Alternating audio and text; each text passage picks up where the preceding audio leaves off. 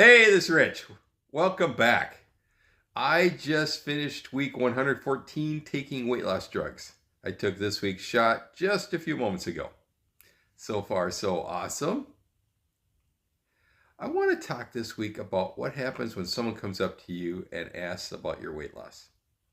That's happening to me more and more often, and I think it's worth having a conversation about here. My advice is to be open and honest. They can tell that you're heavy. They can tell that you're losing weight. You're not keeping it a secret from anybody. I don't care what kind of clothes you think you're wearing that hides it. So when people ask me that question, I just tell them what's going on. I tell them what I'm using. I tell them that I was on one drug and then I had to move to the next drug, and I tell them what dosage I'm on. I tell them, I talk about the side effects, and that's actually one of the questions that people typically ask is the side effects. And I tell them the side effects and that I haven't had very many side effects, but it's pretty common. Um, and that and I also tell them that it's not an easy button. I tell them it's not, you take it and you can do whatever you want and you're going to lose weight. So then I pivot to how it makes me feel physically and a little bit emotionally, but not as much emotionally. Um, I talk about what it was like before I took the drug, and I talk about what it was like after. So I talked before, and I've told you this many times before. I If I drop something to the floor, I would think very carefully about how badly do I want to have that item. If I dropped a pencil or a pen, I might just kind of kick it to the side. If it was a remote control, crisis city, and I would really struggle about being able to bend over and pick things up. And I would then have to make sure I'm next to a sturdy chair or a sturdy table. And then I would bend over and hopefully not fall down trying to get something off the floor. Or if I'm at home, I would go get a pair of kitchen tongs and pick it up that way. Kitchen tongs all the way, right? After I talk a little bit about what I have experienced both before and after, and both the goods and the bads on both sides, right? I mean, the goods is that I get to have all the M&Ms and candy I want before I took it.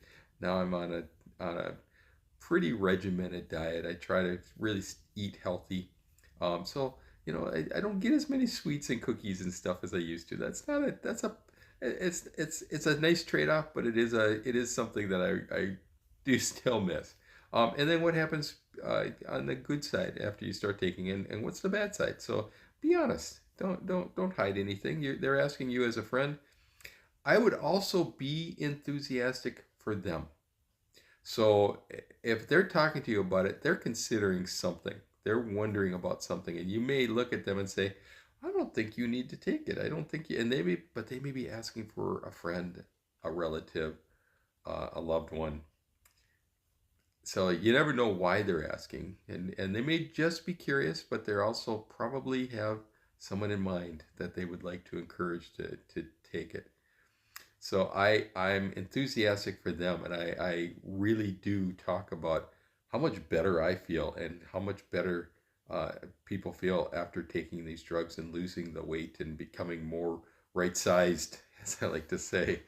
Um, I also go on to talk about what makes sense for them.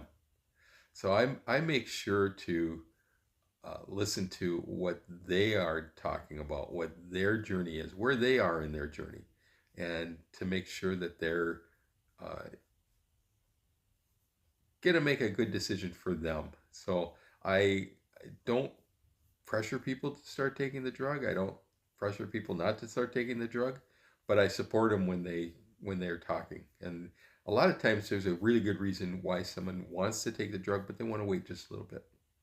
It could be a health reason, could just be a time of their life reason that they want to wait just until the kids get back into school in 2 weeks, and then they'll start. So 2 week, it's not like they're saying 2 years. It's just a short period of time. If they are saying, I'm going to retire in 5 years, maybe I'll start then. I say, why wait? Well, you may not be around for that if you don't take care of yourself. So there could be lots of things to worry about.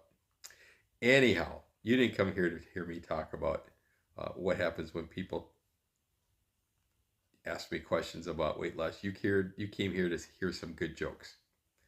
So sorry. Okay, these are for kids. So if you have some grandkids or you have some little kids running around, they're gonna think this is a hoot. Uh, why did Piglet have his head in the toilet? Why did Piglet have his head in the toilet? He was looking for poo. I can't believe I said that out loud. Poo, yeah, poo. What? This is even worse. What do you call a $2 chicken?